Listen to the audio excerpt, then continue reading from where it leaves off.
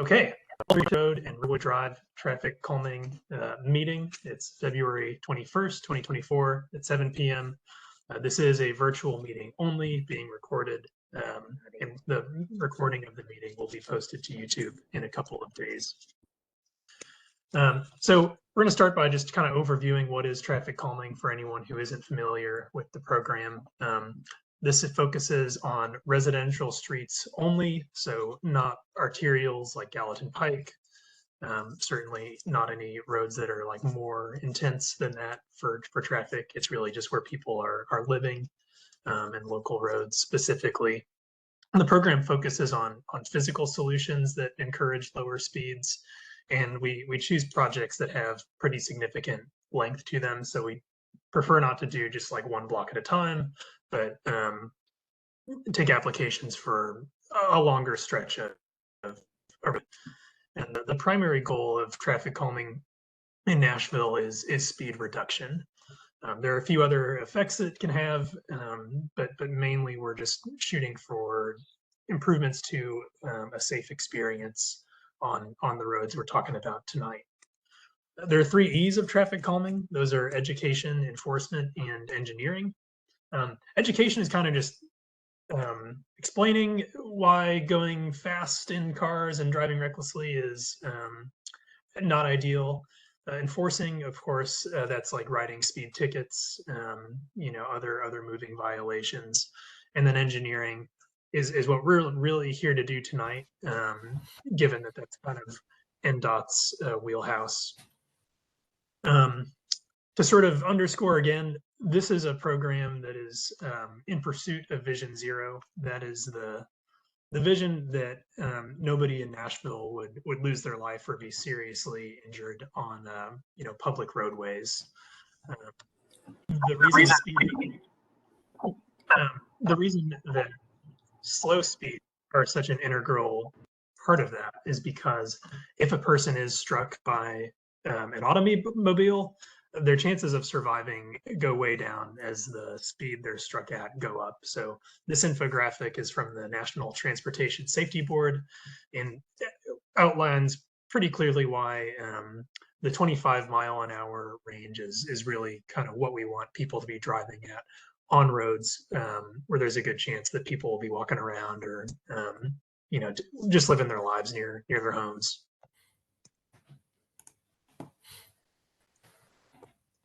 This is a really popular program, as Councilwoman Benedict alluded to. When Brush Hill and Riverwood were chosen, that was August of 2023, there were over 500 streets who had applied and were evaluated in the queue. We did choose a pretty good chunk at that time, 85 streets. So it's still less than 20%. We'd like to be doing a lot more, but all this is to say, y'all's streets were selected because we observed a pretty serious issue with speed and volume. So there's a few things that the traffic calming program can do, and many, many other things that are sort of outside of our scope or control. So if anything comes up that we're not able to address, we would encourage you to submit a hub request. That can be done by calling 311 on the phone, going to hub.Nashville.gov online. There's also an app that's really helpful. That's kind of the one that I use most often, since it's on your phone and you can get to things you want to pretty quickly.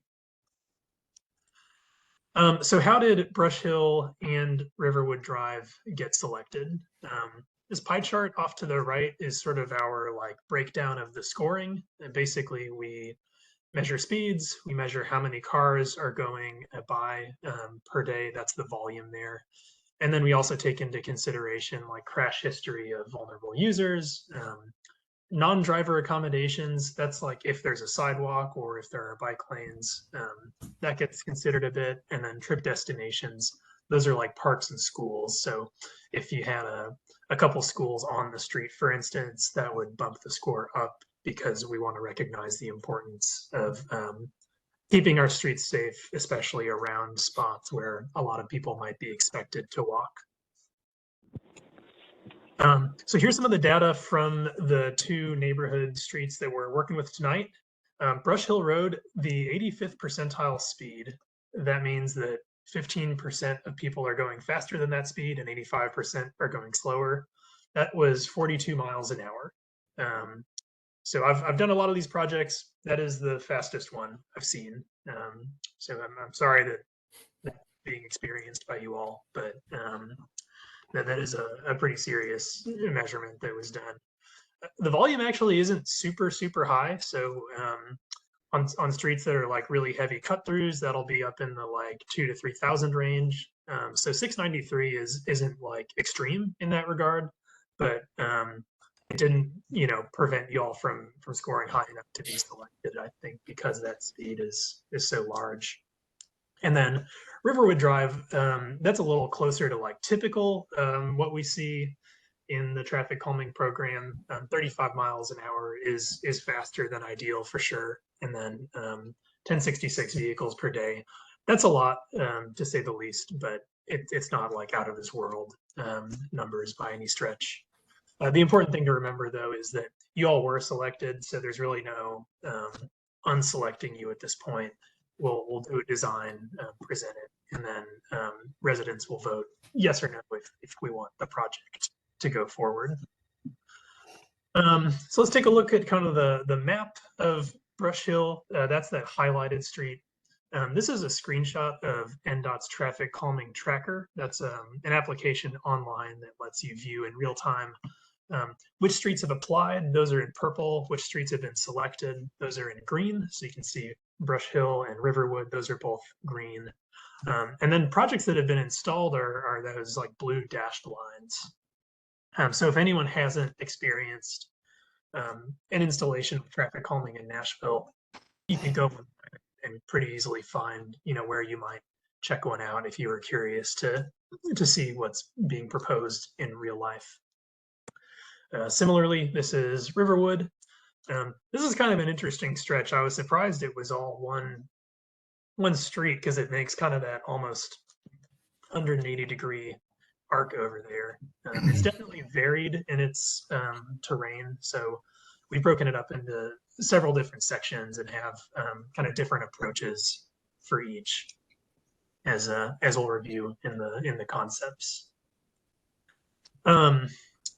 So that is the end of section 1 of the presentation. I'd like to just pause and take any questions if folks have them before we get further along and talk about kind of the tools that we'll be able to think about.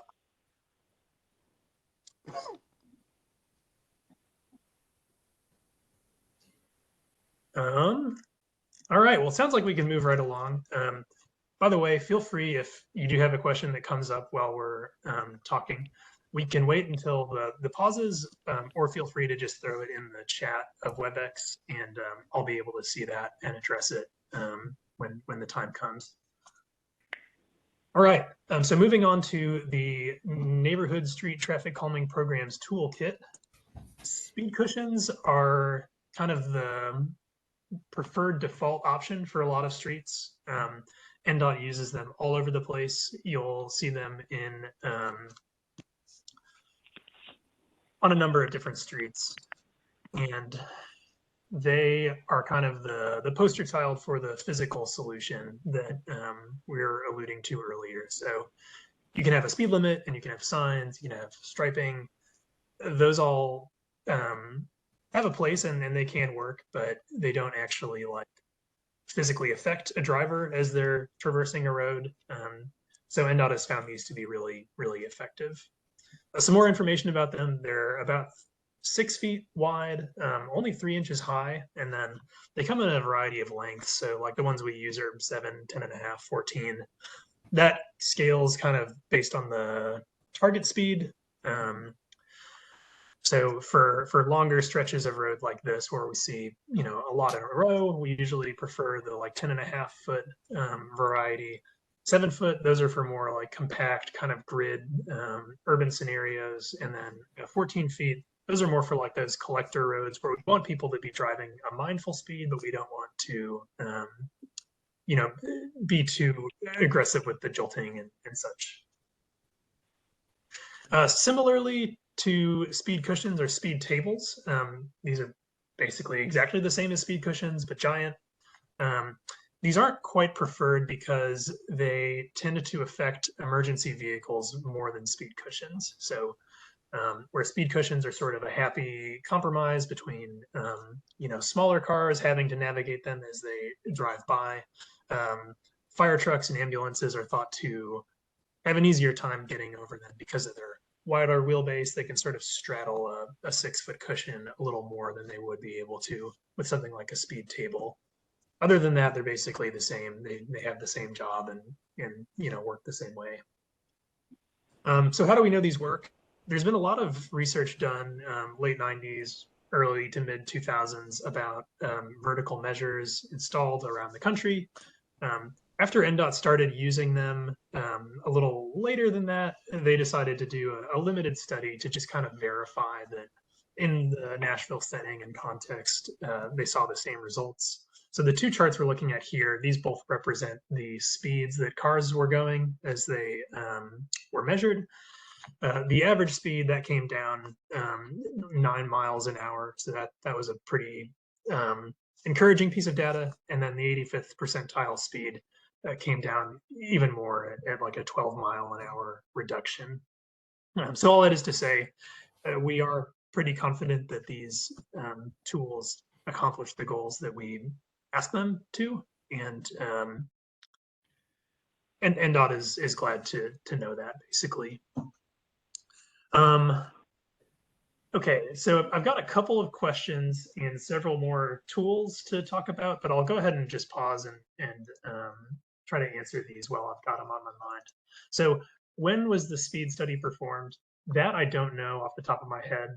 I could look it up, but it would be likely in the 6-month period after the applications went in.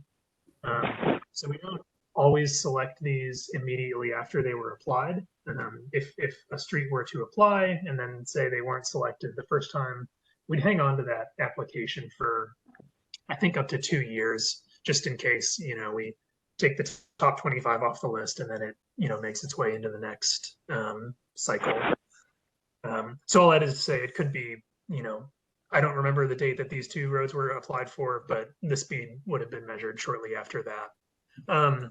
I guess a little bit about speed studies in case anyone isn't aware. There are certain days that are considered to be like representative as normal by industry standards.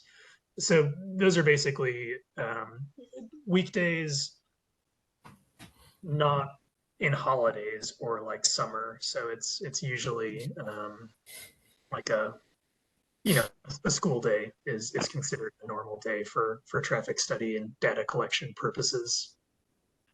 We got a stop sign request at Log Cabin and Brush Hill. That is a perfect example of something that would probably be better off as a hub request.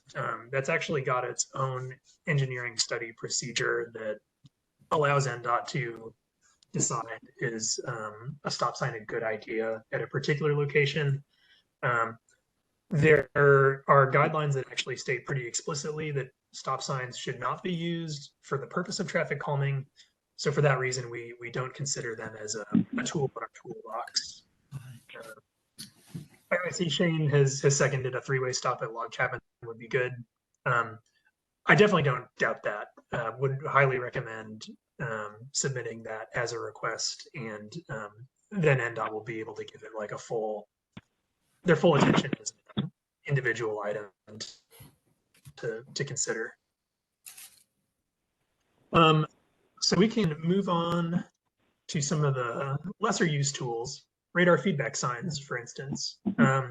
Basically, speed cushions, while we're over here, these have pretty specific constraints on where they can be placed. So we don't like to do them on sharp curves. There's steepness in the road that is a threshold of too steep for speed cushions. Reason for that is, well, the manufacturer has a warranty that is void if they're installed improperly. That's like reason number one. The reason for that is that they wear out a lot faster when cars hit them with like a lateral force, like they might on a hill, where if they're on flat ground, the force all just goes directly down into the pavement.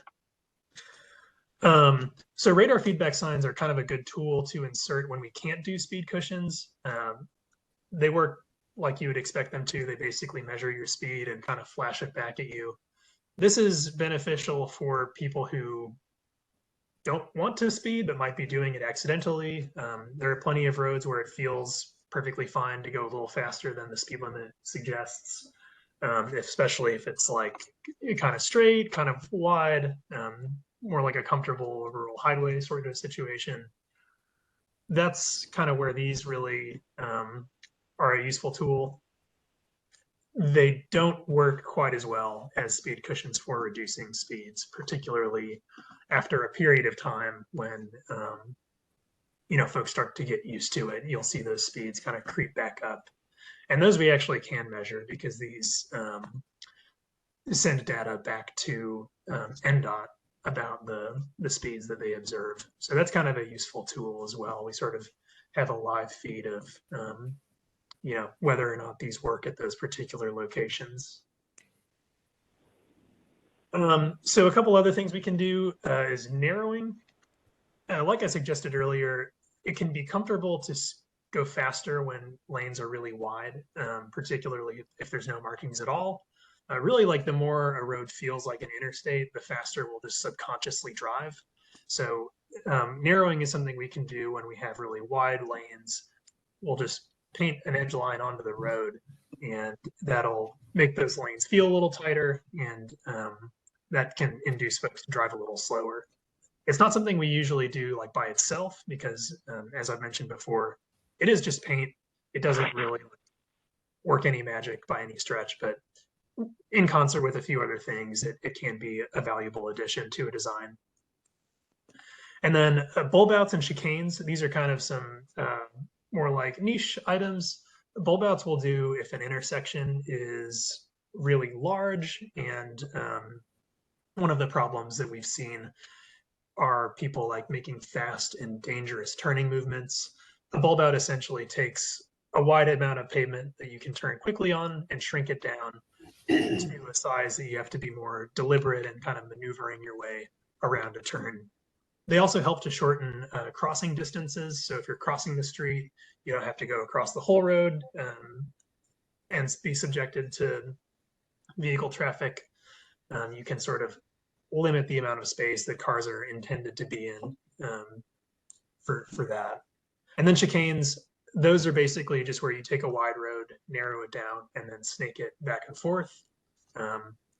It's much easier to drive fast if you're going in a straight line. So roads that force you to kind of turn here and there are observed to be a little bit slower speeds. I don't think either Brush Hill or Riverwood are wide enough to do anything like this, but just for everyone's knowledge, that's what these are for. And then finally, the least common of all are traffic circles. These are really only appropriate for intersections even wider than those that bulb outs can fit into. The main constraint we see with these is we have a hard time having emergency vehicles be able to make turns around them without being, pretty severely hindered in their pursuits. So before we get going on the concepts, I want to just pause again, take any questions that folks might have. And then we can go ahead and go into the concept designs. Hey, David, I have a question. Yes. You mentioned lane markings in one of the previous slides, and adding, narrowing the street with paint on the outside. Is there thought being given to removing the double yellow lines in both of these streets, since that's been proven to give drivers more of an indication that it's a shared space rather than them having their own lane in a neighborhood street? Yeah, there's actually two answers that I have. So on these particular roads, no, because the double yellow line is necessary when a road is like windy and kind of curvy, especially hilly. I suspect that's like reason number one, they would probably stay. And then reason number two is traffic calming doesn't want to like remove any pavement markings that we don't need to, because ultimately these roads aren't being repaved with this project. And removing a pavement marking, it basically you get like a machine out and grind it off. And when you do that and don't repave afterwards, rainwater collects there and deteriorates the road much faster than it otherwise would. But yeah, it is, if we ever are doing like repaving projects, that's a better opportunity to consider like what's the ideal striping regime for this particular road. So it would have to just be something considered the next time the streets were being repaved. Yeah. Okay. Thanks. Sure.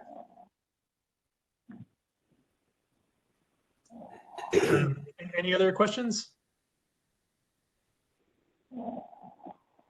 All right, we can go ahead and look at the concepts. So Brush Hill is up first. This is rotated 90 degrees from the map we saw earlier, just to fit it on fewer slides, basically. So north is to the left. But yeah, basically we were able to fit 5 cushions into this, stretch at the beginning, close to the Riley Parkway. We weren't able to put many around these like curvy areas off to the left. I think there actually is a second one right after that dotted line. Yeah, okay, so on that stretch we have 7, and maybe we just didn't show them over here. You'll see these are pretty evenly spaced. That's intentional. Basically, between 300 and 500 feet is the sweet spot for traffic calming vertical measures. The rationale behind that is it takes that amount of space for someone to like speed back up to an unsafe speed if they were motivated to do so. So much further than that apart, you'll maybe see slower speeds at and around the cushions, but say you lived halfway between some, the speeding might still happen. So that's sort of what we shoot for. There are obviously spots where we can't do that, be it curves and hills. Brush Hill and Riverwood both have plenty of those, as you all know. I just wanted to kind of like explain what we were here on that front. Let's see. So this is pretty much the same. I'm gonna say we maybe had to get rid of this one and like shove one on either side, something like that. When we went out and did our measurements of the road itself. So I wouldn't say like this location is quite exact, but generally this is pretty close to what we're thinking here. Do we have any questions on Brush Hill? Riverwood is next, of course.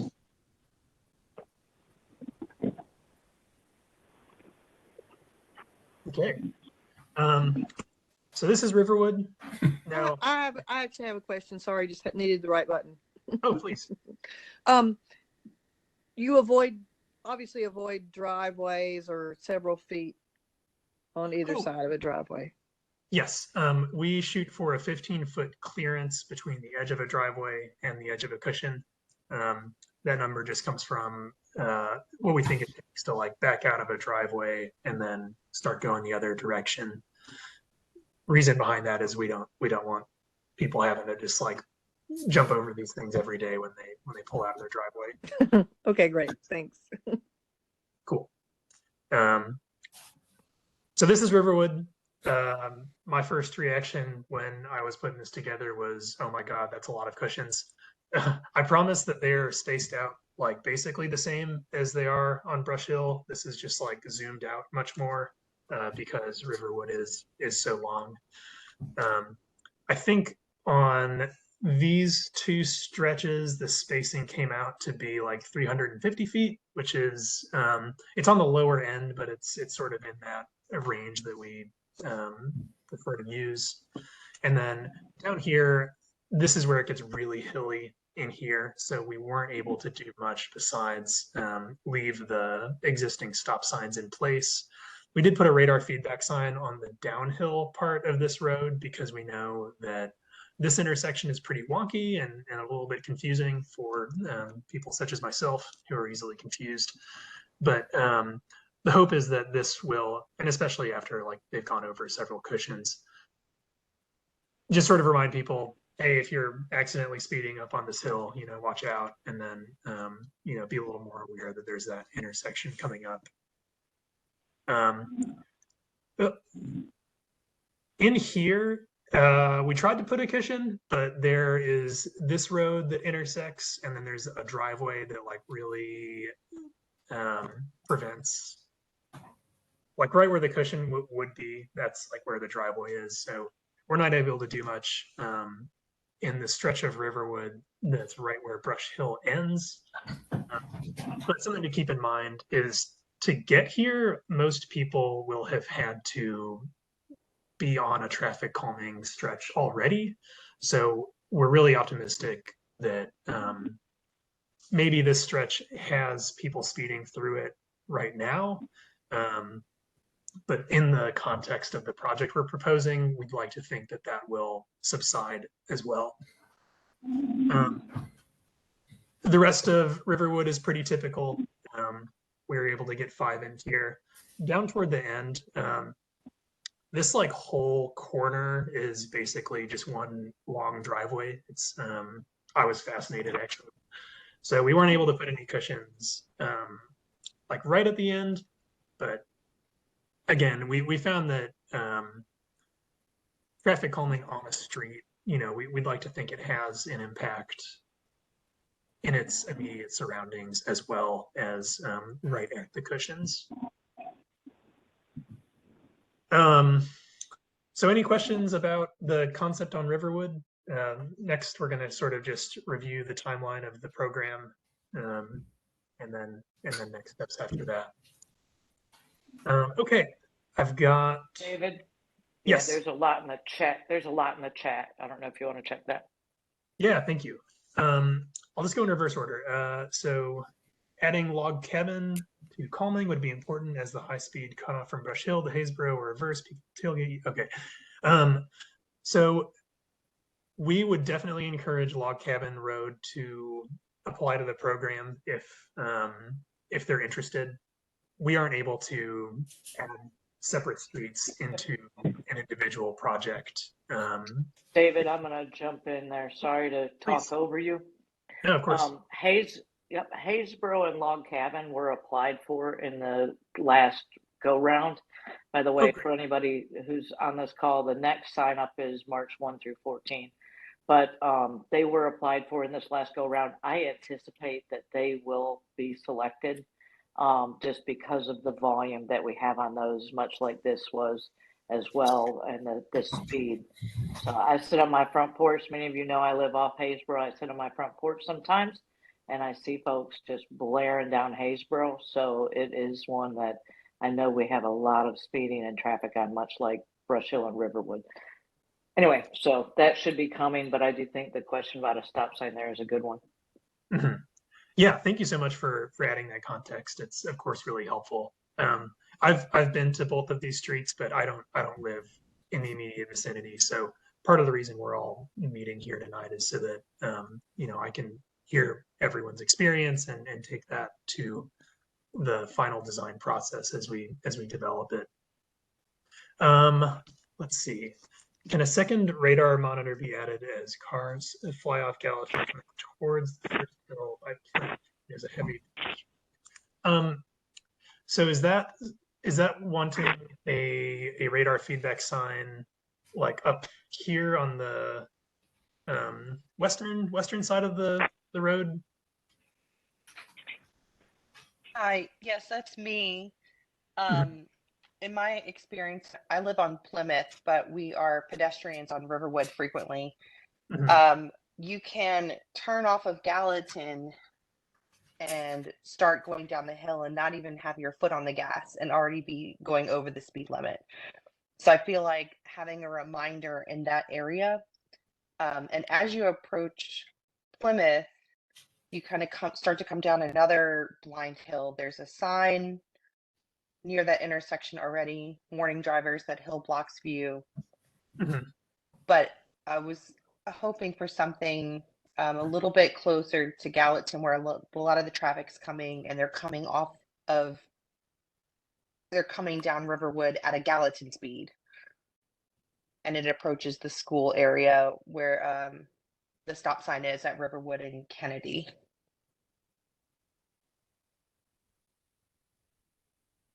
I see. Speed cushion. We've requested several speed trailers in that area over the last few years as well. Oh, good to know. Got it. Yeah. So as I kind of alluded to before, from NDOT's perspective, we think that cushions are like the most effective at reducing speeds, and then the radar feedback signs are sort of a tier below that because they can be ignored, basically. The first set of cushions to the west is about 200 to 300 feet from the intersection, so it should be right as that hill starts to flatten out enough to get that cushion in there at the appropriate grade. I think that we'll expect that to take care of the speeding problem, since it'll be kind of a non-optional hindrance to going too fast. So I wouldn't say that like right after the light would be quite an appropriate place to have a radar feedback sign, if that makes sense. But what we are proposing is absolutely intended to achieve the desired effect.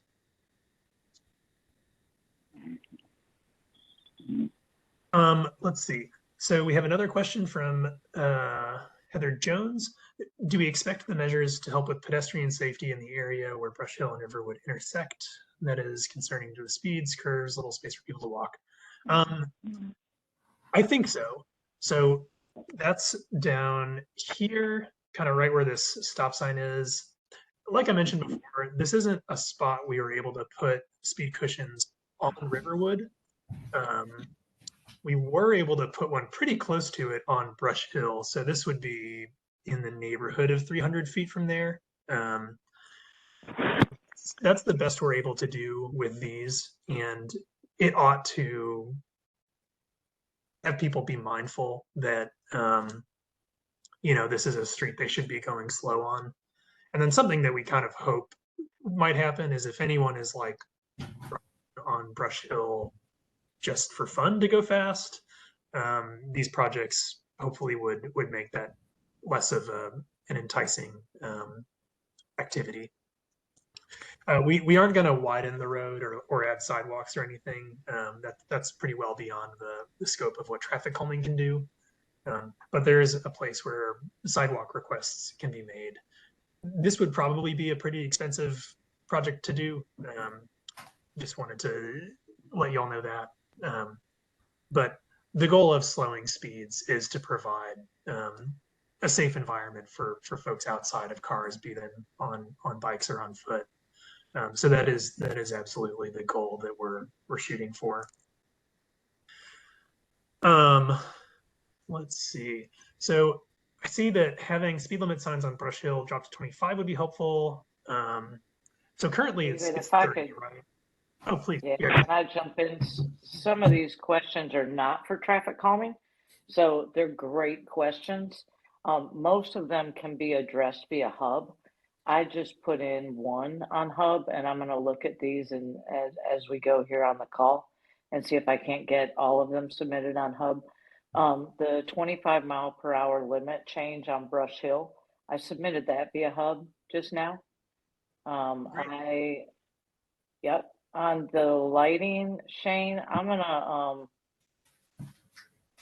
at the corner of Riverwood and Brush Hill, I'm gonna take a look at that and have NDOT go out and look at that rather than putting that on Hub right now. I'm gonna reach out to my NDOT contact. And then I just want to make sure that I've answered all the questions. Okay, I think that's it for now, David. Thank you. I appreciate you jumping in. Yeah, I second all of that. Yeah, like I mentioned earlier, we've got a pretty specific set of tools to work with. Definitely all good ideas. So we'll look for progress outside of this particular project on some of those ideas. David, I have a question, if I may. Sure. With our having our first rounds of winter weather with these new platforms being put in, what are you seeing as issues with snow and ice clearance between the gaps versus using the full tables? How are they working that out to be able to plow those, to have those gaps in between cleared so that they are safer and you're not running into ice packing up between them? Yeah, that's a good question. We we were actually all like very curious to see in this latest. Really, what plow do if RP's on a plow route is they'll go ahead and just kind of pick that plow up to jump up and over the cushion. I don't think there's any way for them to like get out and shovel between them, but it's not something that we've observed being like a major issue in the past. Any more questions before we move on to kind of the next steps with the program? David, I have a question. Sure. Please. I live over by Brush Hill Court, Brush Hill Road, Riverwood. And so what's happening there is that cars are coming down that hill at McGavick and Brush Hill, and they're flying down. I think that what Heather was talking about is if there's not a way to put a speed cushion there, then is there a way maybe to create like a narrower, like the painting of the road so that pedestrians have a place to be? They don't have to jump into the grass as cars are flying down. There are many families here. I think there's like 20 kids. And it's also a route to walk to the elementary school that we're zoned for. So that area, as you're coming down Brush Hill Road from McGavick, as you're coming down, I guess, Riverwood, right? And then there's the stop sign. There needs to be a place that's designated for people to be standing, probably on both sides of the street, because cars are going to, there's just no way to slow them down. They'll have the little radar thing that you're gonna put in, but it's a hill, and it's children are there constantly, and it's really dangerous. So if it's possible to paint some lines to give like very designated areas for pedestrians to stand, that would be great. Do you think that's possible? It is an excellent idea, and I completely agree that there should be places to walk. On this particular road, we're basically at the minimum width that lanes are able to be in Nashville. So we don't have the option to narrow them even more. And then widening the road is just outside of kind of the tools we're able to use with traffic calming. So I think could I suggest in this area that the center line, so I know these streets, but I'm blanking on it right now. Could you go to the previous slide? Yes. Back even more? Or is this not? There we go. Yeah, I'm not quite picking up the street. Sorry, go ahead and go back to where you were before. Trying to figure out. No, there we go. So the street that's there we go, that one there with Riverwood. So you've got the radar sign, but then if you continue up left to the street, whatever that street is, I'm blanking on it right now. Maybe Cardinal? Is it Kennedy? Or it might be Brush Hill Court. Yeah, I guess, and it might be there. What Katie's talking about is Miss Murray. Okay. So between Murray and that is Riverwood. Between Murray and Brush Hill there, could you consider grinding the center line and doing just the edge lines there? Somehow as we transition to that area where it is more narrow, something along that way where, and I know that grinding the lines off of the streets is not an ideal situation if we're not paving, but something to draw attention to the fact that it's more dangerous in that particular location, especially with the volume of children and adults that are walking in that area. I would just suggest that you look at some sort of change there if you can't narrow it, because the road is already as narrow as we can, as they are. Let's see about doing some striping differently there, please. Okay. And to confirm, this is like this stretch between the two stop signs? No, from the stop sign backwards towards the radar sign, Okay, all the way got up to the street that's cut off there, which is Murray. I see. Yeah. And thank you, I'll go- Heather, for filling me in on that, reminding me which street that is. Yeah, I'll look into that. Definitely, we'll see what we can do, and want to do whatever we can to There's, safer within I our. mean, it's such a steep hill right there Yep. that cars can't see.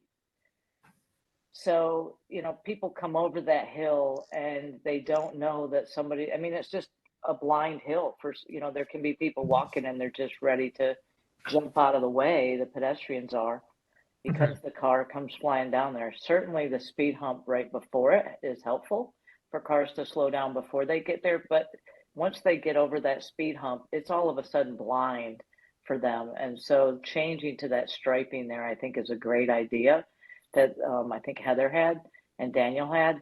I'd like you to look at that there, even though I know that it's not ideal to grind those lines off. I think it's more beneficial than taking away from as it relates to removing the stripes. Yeah, understood.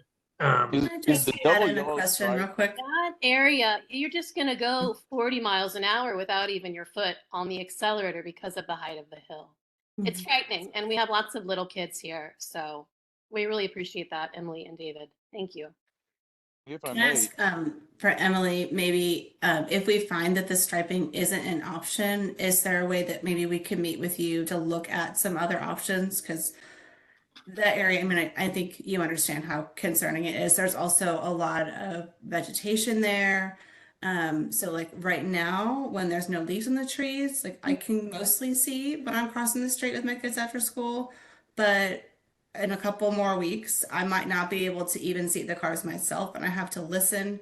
Like it's really tricky, like to choose which spot to cross the street to get to our houses. And I've watched people running up the hill or going on walks and bike rides all the time, and I'm always like debating whether like which side of the street should you even be on right here, because it changes so quickly of where a car can see you, but also where you don't have any space to get off the road in case someone can't see you. And all those combinations together, I think make that spot really complicated, where maybe we might need more than just traffic calming measures. So I know that's off of what we're talking about today with Daniel, but that's where have been thinking a lot. No, I think that's all excellent feedback, and I'm 100% available to take a look at it with you. What I would suggest we do is let's see what comes back, what gets voted on, and let's get it installed, and then see what that does to change drivers' behaviors there, so that if we need to make additional improvements, we can always add to. Somebody said take the trees out. I hope we don't have to do that. Me too. If we need to, if that's the obstacle, then maybe we need to do it. So, those. I mean, I'd rather lose a tree than lose a life. Yeah. And just so everyone is aware, if vegetation is blocking like sight distance of roads, that can be a hub request that is made, and NDOT can go trim branches. Hopefully not chop down anyone's trees. I don't think they would do that without a much more involved process. But if you have trees that are like growing into the road and blocking signs and blocking views, that is an issue that we can take care of, not even through this program, but just through a hub request that will go out and likely get taken care of more quickly. This can get built. if I may, Please. on the striping, the double yellow stripe in every driver's manual I've ever seen is that means you do not cross that lane. So it means you stay put, you don't cross over. If you remove that, then it doesn't become kind of a free-for-all, would be my first point. But in this spot that they're talking about, and I agree completely that something needs to be done. Emily, is that something there can be put on a priority list for a need for a section of sidewalk due to the safety concerns of that area, and do that 500 or 1,000-foot stretch of sidewalk, but as well as that, adding a controlled pedestrian crossing? We see them on Dickerson Pike. They've put on a lot of them, and they seem to be very effective, where you hit the button, the lights flash up, and everybody knows, hey, there's pedestrians. Is this area someplace where that could be added on as a priority for the district? Yeah, great questions. So I want all of that. But what I have to tell you is that we've got to get those things in places like Dickerson, and Gallatin before we're going to get them in our neighborhood streets. I want it in our neighborhood streets 100%. But if we've got people being run down by cars on Gallatin, we need to put those implements there more so than in our neighborhood streets. We want to manage our neighborhood streets through this traffic calming program. Now, relative to sidewalks, I chaired a special committee on sidewalks when I was first elected, and there is a tremendous amount of work involved with building sidewalks. For this neighborhood in particular, I'd suggest you go down Stratford. If you've been on Stratford at all in the past year, you've dealt with the construction of that sidewalk. The main thing we have to do there is stormwater. And certainly in this location, you know, that's a big concern. We've got drainage ditches, which is also what makes it very dangerous to walk these streets. There's no room, there's no shoulder to step aside. You have to basically almost walk in the ditch or walk on the other side of the ditch in someone's front yard. All of that to say, the only way that I know that we're going to get sidewalks in our neighborhoods like this is by funding them. The transit plan that was announced by the mayor does include investments in sidewalks. I think we're going to have to see what that means for us. I suspect that's going to be on places where, for instance, the transit lines run. So along the number 4 route on RD here, there's not sidewalks, but the bus runs there. I think we're going to see that type of investment rather than places like this. However, this is absolutely a priority. We need to be prioritizing walks to schools. And so it's 100% on my mind. I wish I could tell you it's likely to happen, but I'd rather set an expectation that those are the kinds of things that we need in the more dangerous areas, the priority sidewalk network that we have, which is 79 miles of sidewalk that needs to be laid before we even look at our neighborhood streets. So not the answer that I find acceptable, but it's unfortunately what I need to accept for right now. Does that help? Oh, absolutely. I think it would be interesting for an area like this that has the steep drainage ditches and the different things that versus sidewalks to possibly look at, you know, what other building options are there? Is there a boardwalk option to be able to increase pedestrian safety that is far less time consuming to construct and far less expensive to construct, but adds an immediate layer of safety for the kids trying to get to school? And that's a great creative idea. What we would need to look at for that, and it's absolutely something we could look at, is acquiring the right of way from the homeowners to be able to put that over the ditch. And then we'd also want to make sure that the ditch could remain clear.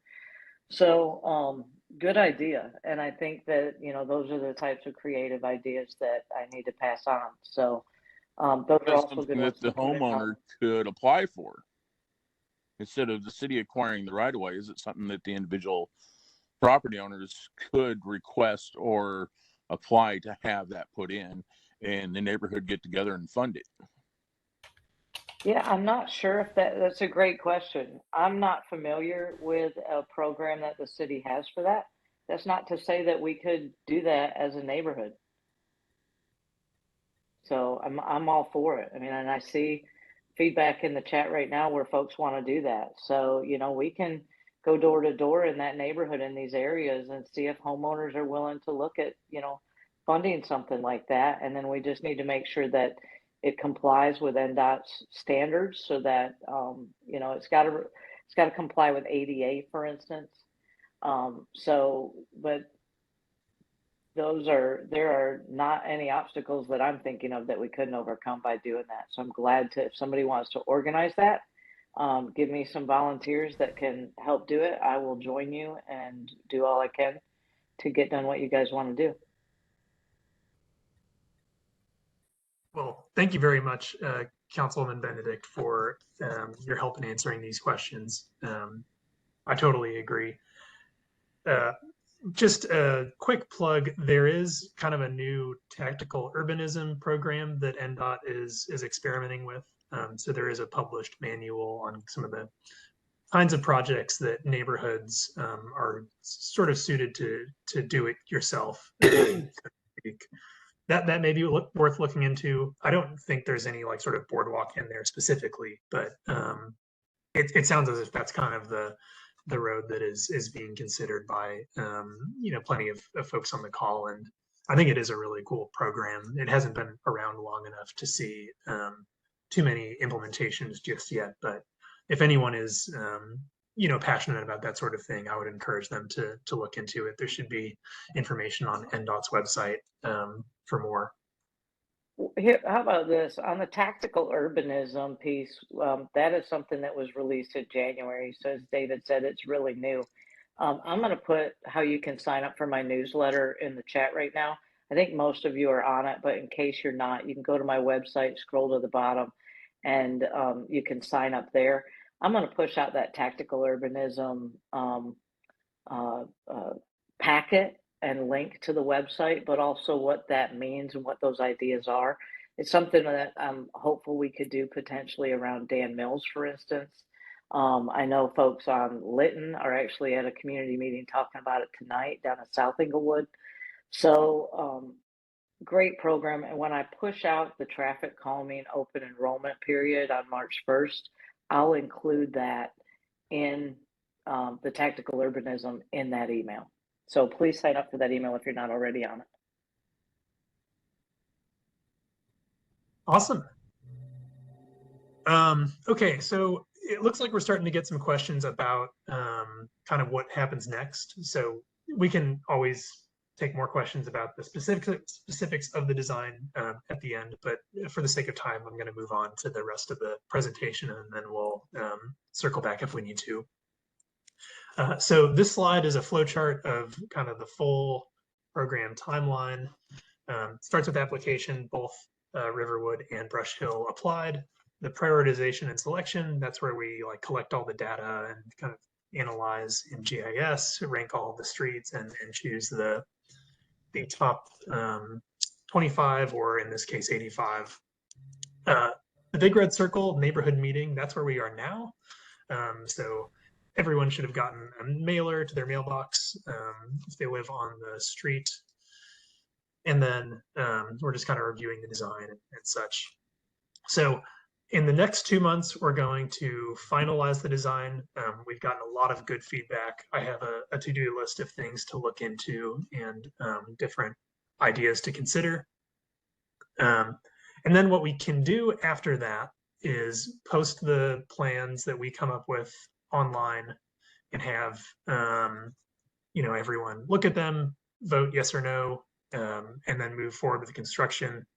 We can also have a second meeting to review kind of a more specific design at like 100 feet to 1 inch scale plans. Those will be a little more detailed and kind of show like exactly where a cushion is going down to the foot, how long are the cushions we're getting, sort of that information that's really digging into the particulars. I would say for timeline purposes, I mean, the first option is obviously faster than the second option, but we are more than happy to do a second meeting if anyone feels like they need more information before deciding whether or not they'd want a project like this to move forward. If I could again jump in here. Please. My perspective on this, folks, is that if you've applied for it and if we've had this much, I love it, Justin. If you've had this much engagement on this call, what I would say is send me a private message, send me an email if you're not supportive of this. But if you're on this call, I'm going to make the assumption that you are supportive of this. If I'm wrong, fire off an email to me. But my opinion is let's not slow this down by having a second meeting. This is how I try to handle this for every traffic calming program that we have. The sooner we get in the construction queue, the sooner we're going to get this installed. So how about if anybody that is opposed to this, you can shoot me an email, and in the next, let's say 2 days, by the end of day Friday. And based on that, David, I'll let you know if I've got anybody that's against it that thinks that we should have an additional meeting. But I'm looking at people's comments, and they're saying let's go. So we'll just go as the result of this meeting here. Great. Well, I super appreciate your willingness to kind of receive that communication. And yes, we can, for the time being, assume no second meeting. We'll do our design, post the plans, vote, and then move forward. And unless I hear otherwise from you, Councilmember Benedict. So with that, we can kind of talk about in more specifics what voting looks like. Similar to the postcards that we sent out to invite everyone to this meeting, we're going to send a postcard to every property owner along the right-of-way that's available through Metro's public records. That'll be a postcard that looks like this on the back up in the upper left. Basically, it has a unique ID code down in the bottom right. That's where you'll, go online, fill out the form, name, address, what your code is, vote yes or no. I think there's a couple other questions as well. If that isn't gonna work, you're also welcome to call. There's some information about how you can vote over the phone, and then you'll just kind of tell whoever answers, who you are, what your code is, and your vote. There's a couple of different ways to accomplish that. The way a project like this passes is if 2/3 of those who respond vote yes. So it's not 2/3 of everyone who lives on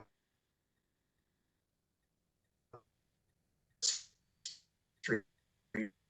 That would be a just vote. 2/3 yes to have the project move forward. We do see the vast majority of these passing, just so everyone knows. But anyway, we'd also encourage anyone if they're passionate one way or the other, by all means talk to your neighbors. We realize that as hard as we try to inform everyone that this is going on, not everyone checks their mail every day, and sometimes things might go wrong. You just never know. So feel free to talk amongst yourselves during the 6-week voting period. Digging in a little more into the weeds about what this voting eligibility is. Essentially, you are eligible to vote if your property abuts the affected right-of-way. So in the graphic shown here, that's Brush Hill Road. All of the yellow highlighted properties were put into our mailing list. There are a couple of reasons we might pull out a property. For instance, if it's vacant, we wouldn't send them a card. If they're an operating business, a sandwich shop or something, we don't consider a LLC that owns a residential home to fall in that bucket. So no worries there. If you live there and Jane Doe LLC owns it, technically that's all fine. If you have multiple properties, you'll just get the one vote. So we don't worry too much about streets where maybe one person owns 20 of the houses along it. That one person wouldn't be able to sway the vote significantly more than anyone else. And then schools and churches that are on the in the right of way, those get one vote as well. Same deal for Riverwood. This is obviously much longer, a lot more like triangle parcels and such. There is that church down there on the corner, so they'll be getting a postcard. But yeah, neither of these were too complicated. Thankfully, the way the lots line up sometimes can get a little bizarre, but this seems like it'll be a pretty straightforward one. We can see there's a couple lots that were grabbed up here that are actually on Plymouth. Those were likely removed. We generate this list every time, so we'll do it again shortly before voting to account for any transactions that may have taken place between sending the mailers and doing the design and voting. Countywide, folks, countywide, 97% of these proposed plans have been implemented. Sorry, let me back up. Oh, please. 97% of the applications that have made it to this stage have received 2/3 votes or more. Only 3% have not have had a negative result. With that in mind, what I've heard from many of you is don't even ballot us, just implement it. We do have to ballot you. One thing that I will do is midway through, I'm really hands-on on these calming implementations, because this is the #1 neighborhood priority for me based on what you're telling me and what you've been telling me for years now. I'm really hands-on, and so midway through the balloting process, I'm in touch with the traffic calming team to check and see what those responses are like. If for some reason the responses are coming in the negative, I'm in touch with the proponents who I can clearly see are on this call, and I help double down on getting people to respond in the affirmative on these. I'm seeing, I don't anticipate, based on this crowd, this response, that we're going to see this not pass. Nevertheless, it's crucial to me that we get this passed. And so I'm going to do all that I can to help with the affirmative votes here. And Daniel, yes, NDOT has 2 additional contractors. Just in all transparency for everybody on the call, and this is being recorded, anybody is welcome to ask me more questions about this. NDOT had one contractor last year that was in charge of all of these programs, installations rather, and they failed us in the 3rd quarter, and they got further behind in the 4th quarter. Since then, we have contracted with 2 additional companies, and that's why we're beginning to see installations. We saw 2 in the district just in the past week. And as I mentioned, we've received more calming awards than any other district in the city. Those 2 are the first 2 that have been installed. So my communication with NDOT is such that they're tired of me asking about this, and we're getting the attention, we're getting the work done.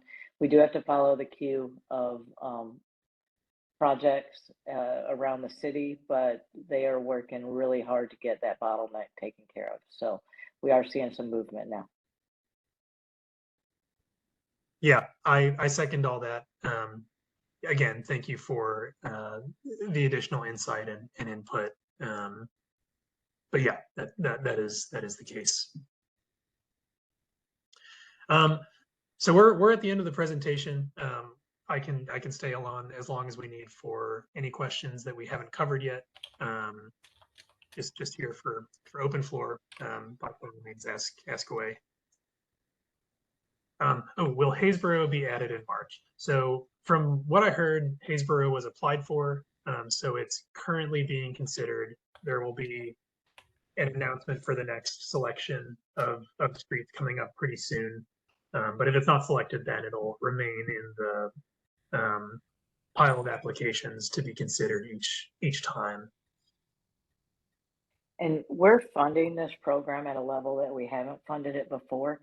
Last year, we did a supplemental through the budget surplus that we had.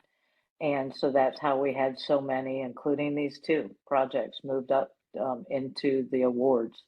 So we'll see 25 additional announced, and I'm hopeful that in this year's budget we'll continue to fund even more. This is a countywide program, so sometimes we make it, and I mean, I had McAlpine we're implementing now. It's out for balloting right now. About a year and a half ago, out of the 25 awards, it was 27th. But then by the time other people put in additional applications, it remained like 28th. So it didn't make it into that next round. As streets are added, they are ranked. I do believe Haysboro and Log Cabin are going to make it. I think that they are very dangerous as the streets we're looking at right now. The only reason why they haven't been added to date is that no neighborhood champion had applied for them.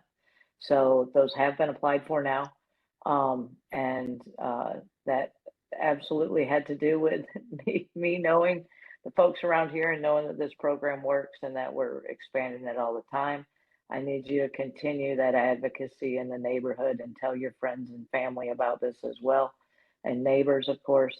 And let's continue. The more that we can do to slow cars down, the more lives we're going to save. Great. Well, thank you very much. All right. Any other questions?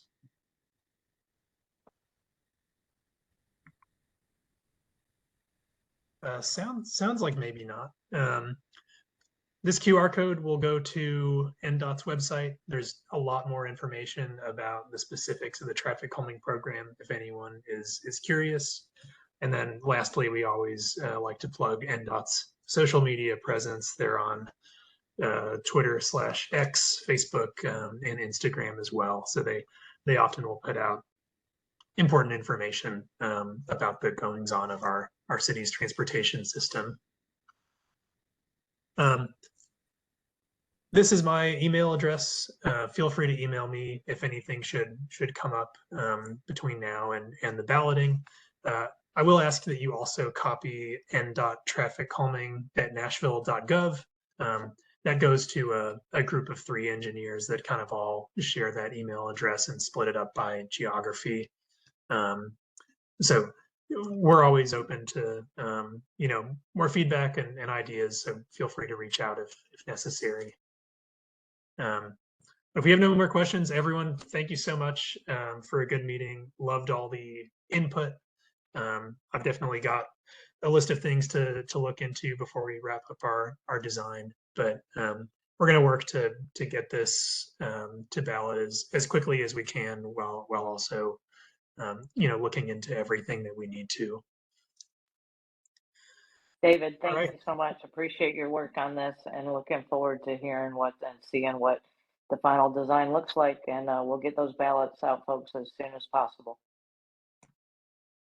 Awesome. Well, everyone have a great night. Really appreciate it again. Bye-bye now.